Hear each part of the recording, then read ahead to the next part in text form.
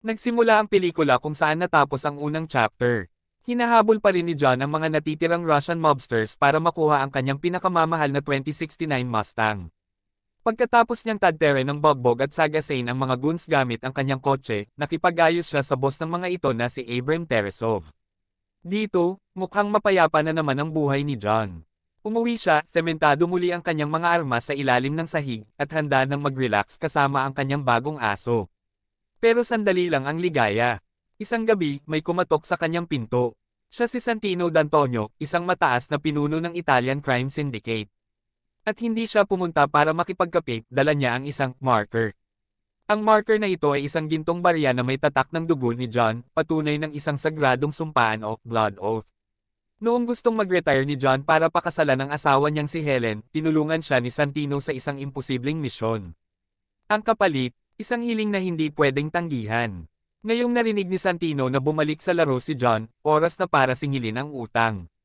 Ang utos niya kay John, patayin ang sarili niyang kapatid na babae na si Gianna D'Antonio, para makuha ni Santino ang upuan nito sa High Table, ang pinakamataas na konseho ng mga boss sa Underworld. Dahil pagod na at ayaw ng pumatay, tumanggi si John. Pero sa mundong ito, may dalawang batas na hindi pwedeng baliin, walang patayan sa loob ng Continental Hotel, at dapat tuparin ang bawat marker.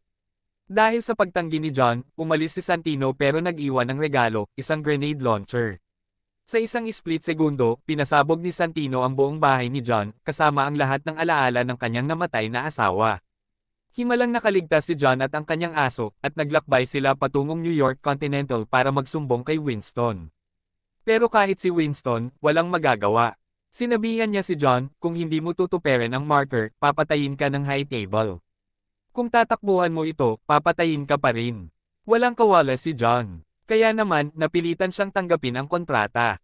Pero bago siya umalis, nag-iwan siya ng mensahe para kay Santino, tutuperin ko ang utang ko, pero pagkatapos nyon, ako naman ang sisingil sayo.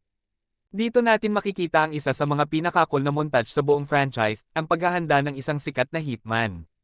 Pumunta si John sa isang sommelier o wine expert, pero imbis na alak ang ibenta, mga high caliber na armas ang inihanda para sa kanya, mula sa mga Glock pistols hanggang sa Benelli shotguns, na inilarawan na parang mga mamahaling putahe.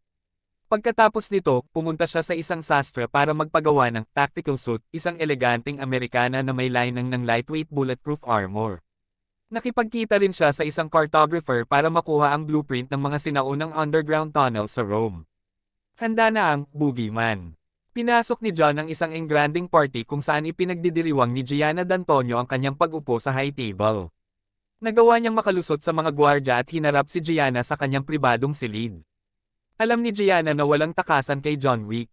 Sa halip na magpasira sa bala, nagpasya si Gianna na wakasan ang sarili niyang buhay sa pamamagitan ng paglaslas ng kanyang palso habang nakababad sa isang marangyang paligan. Hinawakan ni John ang kanyang kamay hanggang sa kanyang huling hininga, at bago umalis, binaril niya ito sa ulo para masigurong tapos ang kontrata at sarado na ang marker. Pero dito palang magsisimula ang totoong impyerno. Habang patakas si John sa mga madidilim na tunnel, hinarap siya ng kanyang personal bodyguard na si Cass Ian, isang tapat at napakahusay na mandirigma. Kasabay nito, tinambangan din siya ng mga tauhan ni Santino sa pamumuno ng isang paypong babae na si Ares. Bakit? Dahil traidor si Santino. Gusto niyang burahin ang nag-iisang ebidensya na siya ang nagpapapatay sa kanyang kapatid. Nagsimula ang isang matinding habulan at bar-ilan sa mga catacombs ng Rome. Ginamit ni John ang kanyang natatanging gunfu, ang kombinasyon ng jiu-jitsu at malapitan na pagbaril para ubusin ang mga goons ni Santino. Sa huli, nagkatapat sina John at Cass Ian, nagbubugbuan at gumagulong sa hagdan hanggang sa bumagsak sila sa loob ng tarangkahan ng Rome Continental.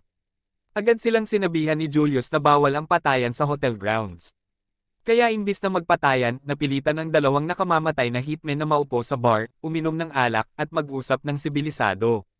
Nangako si Cass Ian na papatayin niya si John bilang paghihiganti sa kanyang amo, at rerespetuhin ni John ang kanyang susunod na tangka. Sinalubong si John ng sunod-sunod na atake. Una siyang hinarap ng dalawang assassin sa kalye na agad niyang napatay gamit ang kanyang gunfu. Pagkatapos nito, habang nakasakay sa subway, muli siyang tinambangan ni Cass Ian. Nagsimula ang isang napakatahimik pero nakamamatay na saksakan sa loob ng umaandar na tren. Nagawa ni John na itulak ang kanyang kutsilyo ng malalim sa aorta ni Cass Ian. Bilang paggalang sa kanyang husay, iniwan siyang buhay ni John na nagsabing ito ay isang propesyonal na regalo. Huwag mo nang bubunutin ang kutsilyo kung gusto mo pang mabuhay. Sugatan, pagod, at duguan, gumapang si John sa mga eskinita. Humingi siya ng tulong sa isang peking pulubi na tauhan ng isang misteryosong grupo. Dinala si John sa underground bunker ng tinatawag na Bowery King. Ang Bowery King ay ang hari ng mga palaboy at pulubi sa New York. Pinatatakbo niya ang isang malawak na network ng mga especially iya gamit ang mga kalapati at mga taong lansangan na walang nagpapansin. Galit siya sa High Table dahil gusto nilang kontrolin ang kanyang teritoryo. Noong unang panahon, binigyan din siya ni John Wick ng isang malalim na sugat sa leeg pero hinayaan siyang mabuhay kaya may utang na loob siya kay John. Binigyan ng Bowery King si John ng isang Kimber 1,911 pistol na may 7 piraso ng bala, isang bala para sa bawat $1,000,000 ng bounty sa kanyang ulo, at tinulungan siyang mahanap kung nasaan si Santino. Kasalukuyang nagtatago si Santino sa isang modernong art museum na tinatawag na Reflections of the Soul, isang labirinto na gawa sa purong mga salamin. Dito naganap ang isa sa pinaka-visually stunning na labanan sa kasaysayan ng aksyon. Pinasok ni John ang museum at isa-isang pinagbabaril ang mga bodyguard ni Santino habang nalilito ang kanyang mga kalaban sa mga refleksyon sa salamin. Hinarap niya si Ares sa isang nakamamatay na labanan ng mga kutsilyo, at nagawa niyang talunin at patayin ang peeping assassin. Pero nakatakas si Santino, at alam niya ang nag-iisang lugar sa buong mundo kung saan hindi siya pwedeng hawakan ni John Wick. Nakarating si Santino sa loob ng New York Continental Hotel. Kumakain siya ng mapayapa sa restaurant habang nakangiti, alam niyang ligtas siya dahil sa batas ng hotel na "No Blood on Continental Grounds." Nang dumating si John, tinukso pa siya ni Santino na manirahan na lang sa hotel habang buhay habang ang bounty sa kanyang ulo ay patuloy na lumalaki. Dumating si Winston at binalaan si Santino na umalis na, pero tumanggi ang tiwaling boss. Tumingin si John kay Santino, binaliwala ang lahat ng babala, naglabas ng kanyang baril, at binaril si Santino ng direkta sa ulo sa mismong loob ng hotel lounge. Patay ang bagong miyembro ng High Table. Umalis si John na parang walang nangyari. Kinaumagahan, ipinatawag ni Winston si John sa Central Park. Dito, ipinaliwanag ni Winston ang mabigat na konsekwensya ng kanyang ginawa. Dahil sa pagpatay sa loob ng hotel, idineklara ng High Table si John Wick bilang excommunicado. Ibig sabihin, tinanggalan na siya ng lahat ng pribilehiyo, access, at proteksyon mula sa Underworld Network. Ang bounty sa kanyang ulo. Itinaas sa $14,000,000 at ginawang global. Dahil sa kanyang personal na pagmamahal at respeto kay John, binigyan siya ni Winston ng 1 oras na palugit bago opisyal na magsimula ang excommunicado order. Nag-iwan din si Winston ng isang marker para magamit ni John sa hinaharap kung sakaling mabuhay pa siya.